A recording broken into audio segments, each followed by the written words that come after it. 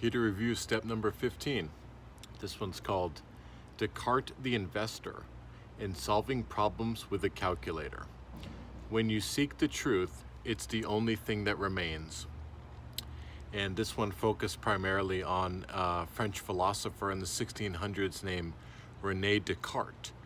And he had a lot of interesting philosophical views. But one time he ran a thought experiment where he said, what's one thing that I can have no doubt about? Because people have very strong convictions on religion, diet, politics, economy, things like that. But is there a chance that your viewpoint, even 1%, could be wrong? Or even more specifically, ineffective? Is there a chance that if you're a Republican, there isn't sometimes to be more of a Democrat?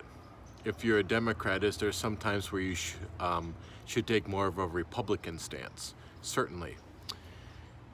Some people say things like, you know, you hear that kind of ditty that an apple a day keeps the doctor away, but actually there's a chance that that's not true, because some people are actually fructose intolerant.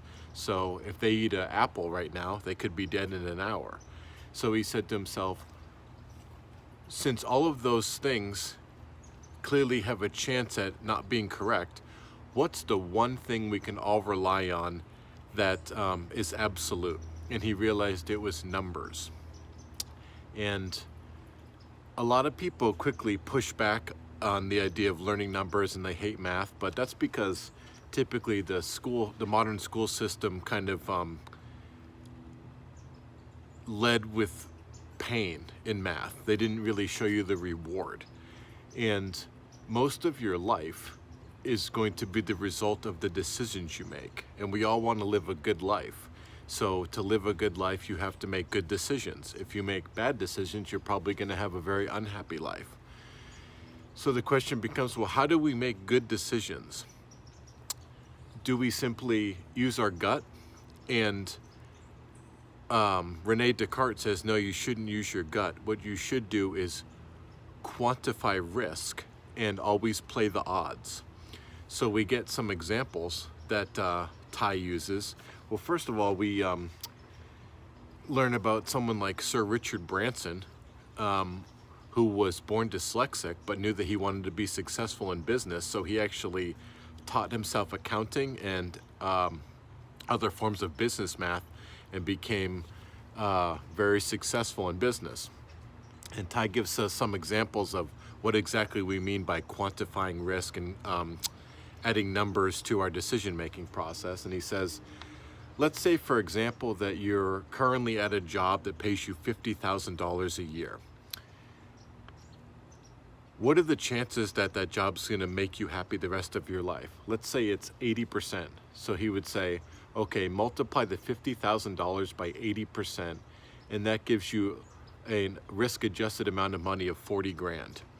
Now let's say that somebody offers you an alternative new job that's going to pay you $100,000. Some people are going to be very emotional about that decision, whether to take that job or not, and not logical. But this is about making logical decisions, because some people are going to jump from job to job only because of the fact that one pays more than the other. So if that second job is in theory going to pay you $100,000, but it's a startup, what are the chances that it's going to be successful for you? Well, statistically, if it's a startup, it statistically only has about a 30% chance of being successful and sticking around. So you would take the $100,000 salary and multiply it by 30%, and you end up with a $30,000 payoff. So that $30,000 is less than the $40,000 payoff of the job that you're currently keeping. And so because that one is greater, you should stick with the current job you're at. Now, sometimes these are rough projections, but rough projections are better than just using blind faith. And we can, of course, sometimes the numbers, the percentages, the approximate percentages you're going to get are going to be a tie. And in that case, Ty says, when the numbers show a tie, you need to activate your multitude of counselors. But we can use this not just for business, but because you certainly in business need to use numbers. All the decisions you make in business need to be data driven. But using data or math, in this case, for other parts of your life is very wise too. And Ty uses the example that we can also use this for friendship. How do you decide if you should keep a friend? And he says, list what's good about the friend and assign a weighted number to the value of each of those characteristics. Now list the bad things about that friend and give an assigned number to each of those bad characteristics. If there's more positive than bad characteristics with the friend, you should keep them as a friend. If there's more bad characteristics than good, then you should ditch them. And of course we have to, this is all about the return on investment and quantifying risk again. But Ty says that the most billionaires on the Forbes list are actually investors, and that's because they've learned to quantify risk and determine what's the most likely outcome and pursue that. And of course, we should use this math for the big decisions in our life: career, health, who to marry, where to live. But you don't need to go crazy and pull out a calculator for every single decision you're making. You know, for example, if you're with your friend and you're getting some ice cream and there's 15 different ice cream flavors, you don't have to sit there with a calculator and say, okay, there's a 15% chance I'm gonna like the strawberry, there's a 32% chance I'm gonna like the vanilla.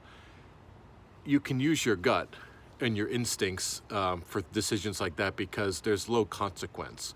To the degree that there's high consequences, to the degree you need to use this mathematical system.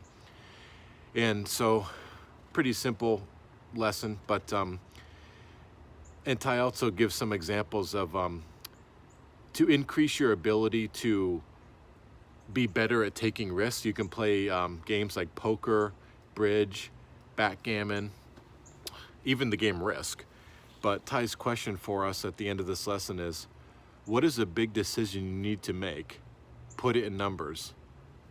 And did that help you clarify your decision? Thanks for watching. I'll see you on the next lesson. Take care.